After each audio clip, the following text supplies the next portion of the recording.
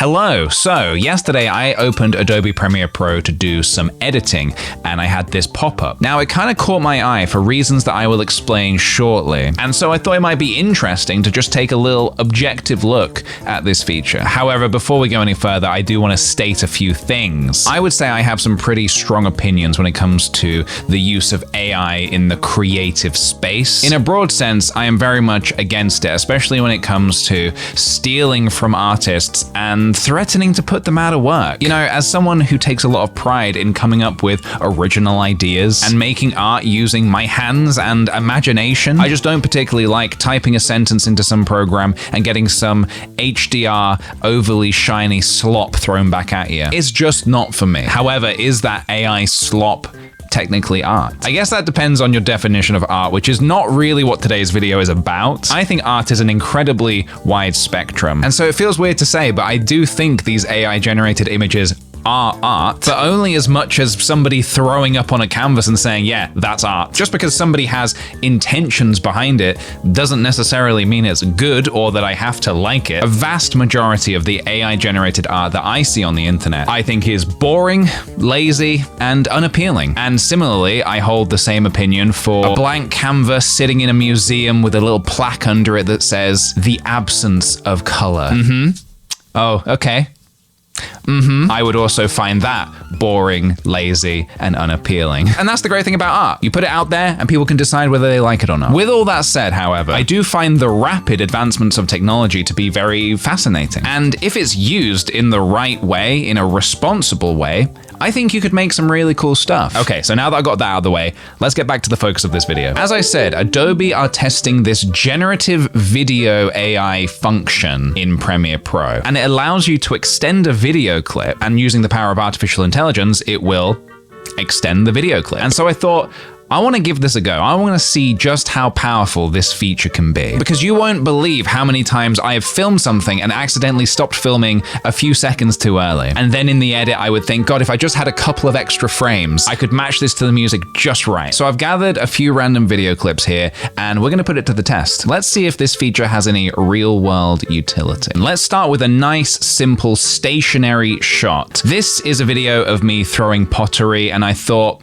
let's see what happens if you add in a few extra frames. Yeah, that's kind of impressive, honestly. When the AI part kicks in, the whole screen definitely just brightens up a little bit for some reason. But generally, the wheel keeps spinning. My hands aren't going all strange, which we know AI has a nightmare with. I mean, it's a very simple shot and my body is very still, so that helps. Yeah, that basically works, which is a little weird because all of the video after the first portion of the video that's not me. It looks like me, but that's not something I filmed. It's something a computer said, right, I've looked at footage of you throwing pottery. Here's my interpretation of it. Here's just some random footage of me from an old video. I'm standing in front of a mirror and then I walk away and my reflection kind of glides away like a specter. That is so bizarre. I guess it's kind of impressive that the PJ in the mirror still kind of matches the PJ outside of the mirror. I'm like on a skateboard or something.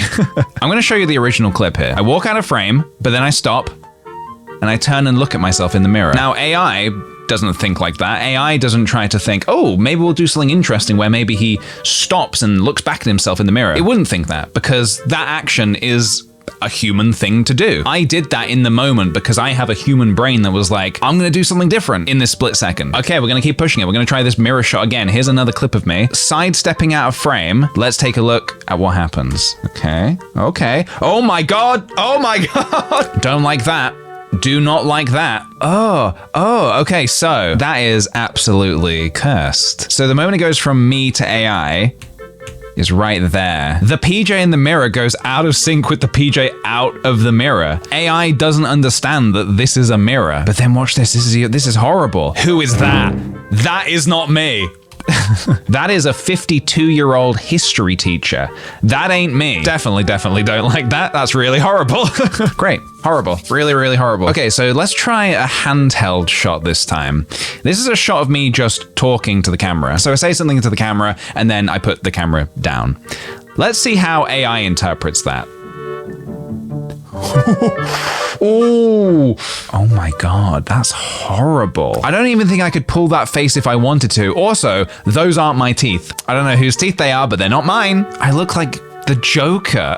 I'm the Joker, baby. Yeah, that's disgusting. Let's try something without humans. So here's a clip of my boy plush bobbing around in the ocean. I filmed this little promo video when I released the plushes. There it is, bobbing around. Nice little clip. This was a very difficult thing to film in the ocean. I was shooting on a really long lens, so to keep the boy in focus whilst it was bobbing around in the water, which was very hard to control anyway. So this is where this software could actually be helpful.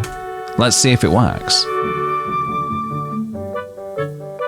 Okay, the boy loses a lot of its texture right here. It goes very glossy. That has worked, technically. I would say that's almost passable. If I needed a couple of extra frames in that video, that might have been okay to use there. We all know that AI has an absolute meltdown when it tries to do anything with hands. So what will it do with my hands here playing guitar? So here is me AI-ified. Jeez, my hands, look how fast they're moving. I don't think I can even play guitar that fast. The camera movement is still quite consistent. Interestingly enough, the camera's like still panning to the side, but look at my hair. It's got that weird, like glossy AI look that I really, really hate. But the really weird thing is this pose right here, I don't put my head down like that in the first portion of the video. My head moving to the side like that is all completely just not me. That's not something I filmed. That is a computer making something that looks a lot like me, but that's not me. This footage does not exist. The hand is still a nightmare though. The fingers are just all like phasing in and out of time and space, so not good, I would say. What about a clip of gameplay? What happens to this clip of me playing Fall Guys? Okay.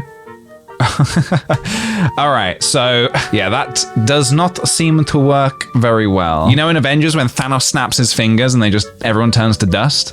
It's kind of like that. Okay, I'm very curious how it's going to interact with animals, so let's test this out on my cat Fuji. Here is a clip of Fuji yawning. I am sure there must be tens of millions of videos of cats on the internet yawning. So let's see what they do with this clip. Oh, they complete the yawn, but at the cost of removing her teeth. Yeah, it's not right. It doesn't look good. It's impressive that it at least completed the yawn. It didn't make Fuji's head just fly off. The inside of her mouth as well is just so smooth. There's like no detail in there. Her fur around the neck has no detail. It's just a blur. What about this clip of me doing parkour? Let's see what it does to this. All right. I make the jump and then it doesn't know what to do with me. My arms are just like swinging around. My face goes a little weird, but the i360 in the background is still lowering down. You can still see it moving down. The cars are still moving and the people are still moving. Yeah, I think I look awful here. I do not look very good, but the background looks at least kind of okay, I suppose. Okay, what about this clip of me popping up into shot? Okay, so we're going to extend the clip. And here's what it's given us. Ooh, no, I don't like that. I become really weirdly robotic. My arms kind of come down to my side in this odd robotic fashion, and my eyes kind of lose all life. Okay, I ran the test again to see if it would give me anything different, and yep, it gave me something different. What is it? What is it actually doing? What does it think it's doing? Because it's like, yeah, sure, you can like make more footage, but it's no good if the subject is just flapping about. Like, oh, and then the mirror in the background doesn't move. So AI does not understand mirrors. Interesting. Okay, what about here? So this was a video I shot when I was doing a little promo for my sweet potato candle, available at kickthepj.com. And I remember there were definitely a couple of shots where I got to the edit and I was like, oh, I needed a little bit more here. I cut a little too early, I think. Ooh. Okay, so it causes me to just completely freeze, but the glow on my face kind of gets brighter. This shot here is like all of that AI slop that you see on the internet. Overly glossy, shiny, plastic cellophane looking mess. I become like an oil painting or something. All right.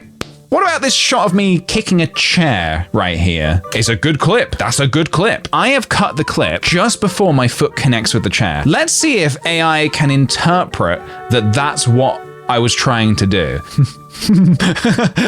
Nope. So my foot goes out and then I change my mind. I'm like, no, No chair has to die today. And then I do a little shimmy with my arms. Ugly. And my leg breaks. My leg just like snaps. So I'm going to run it again. This time I've cut it just a couple of frames into the chair beginning to fall. So let's see if it can follow through and actually push the chair over.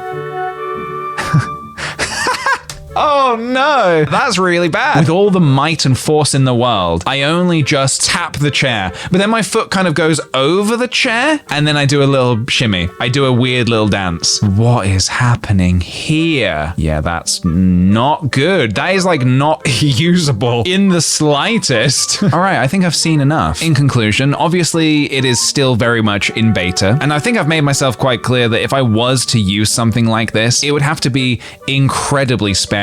A couple of frames to extend a shot perhaps, with some extra work done to make sure it doesn't look like a weird smooth mess. Of course, it's incredibly situational. It's not going to work for any video clip, but I think that's probably quite obvious. Well, that was very interesting for me. I hope it was somewhat interesting for you. I hope you got something out of this video. If nothing else, we got to see some very hilarious and cursed PJ shuffle.